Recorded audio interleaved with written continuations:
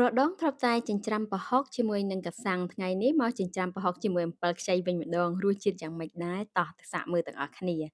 ឡូវគ្រាន់តែឃើញរូបភាពហ្នឹងក៏ទំនងមែនតែនបើដាក់ជាមួយបាយកកទៀតត្រូវនឹងមេត្រជាក់ចឹងទៀតអូយចុះបាយសាហាវតែម្ដង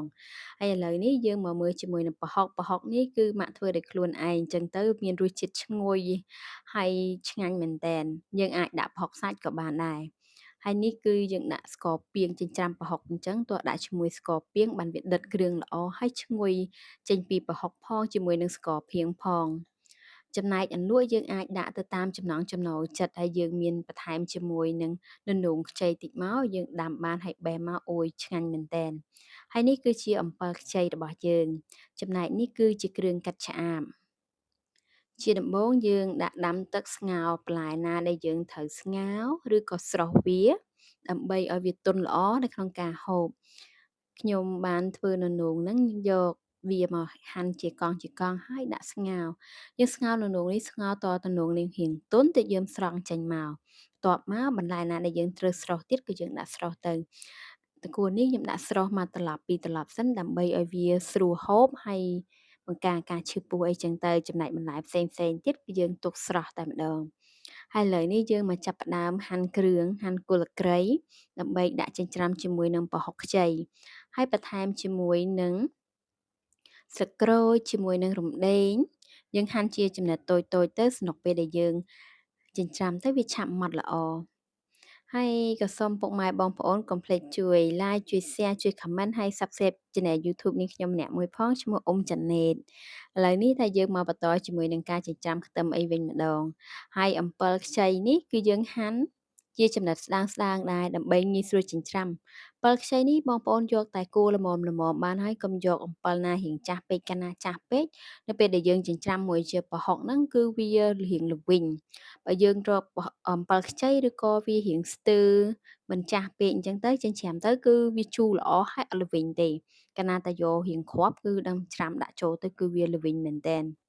ប្រហុកនេះគឺត្រូវការរសជាតិរាងជូរកាលណាតែយើងដាក់អត់សូវបានច្រើនទេគឺវាអត់ជូរដិតអត់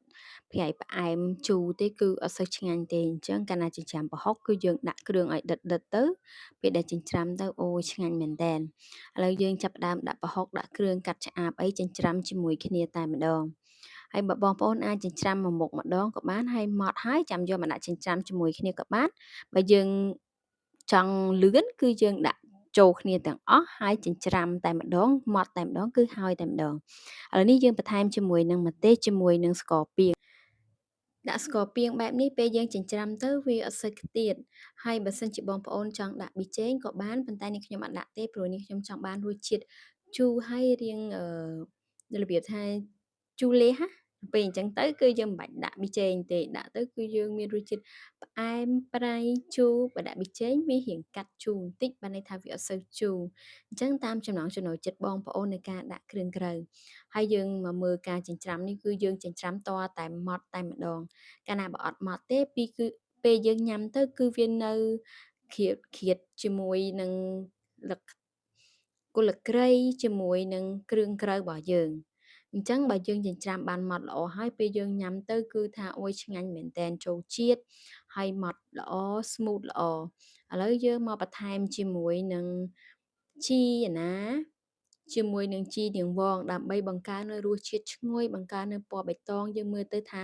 សោភ័ណភាពគួរឲ្យចង់ញ៉ាំមែនតែននៅពេលដែលបានដាក់មួយម៉ាត់ហើយចង់ញ៉ាំមួយម៉ាត់ទៀតអញ្ចឹងនៅពេលដែលយើងចិញ្ច្រាំម៉ត់ល្អហើយនេះដួសមកថាអូយមើលទៅទំនងមែនតែនដាក់បាយកកបាយអីមកជាមួយនឹងអន្លក់របស់យើងមកគឺថាអូយអេមមែនតែន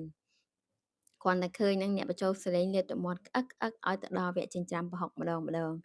ហើយនេះចិញ្ច្រាំប្រហុករបស់យើងរួចរាល់ហើយថាមើលទៅទំនងមែនតែននេះខ្ញុំញ៉ាំបាយអស់ច្រើនមែនតែនឲ្យតែជាមួយប្រហុកបែបនេះ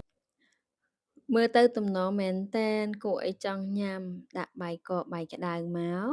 ជាមួយនឹងនេះននោងស្ងោររបស់យើងផ្អែមទន់ជាមួយនឹងអន្លក់ខ្ចីរបស់យើងហើយអន្លក់ដែលយើងបានស្រុះបានអីនេះមកអូយថាចូលជាតិឆ្ងាញ់មែនតែនអរគុណពុកម៉ែបងប្អូនទាំងអស់គ្នាជំរាបលា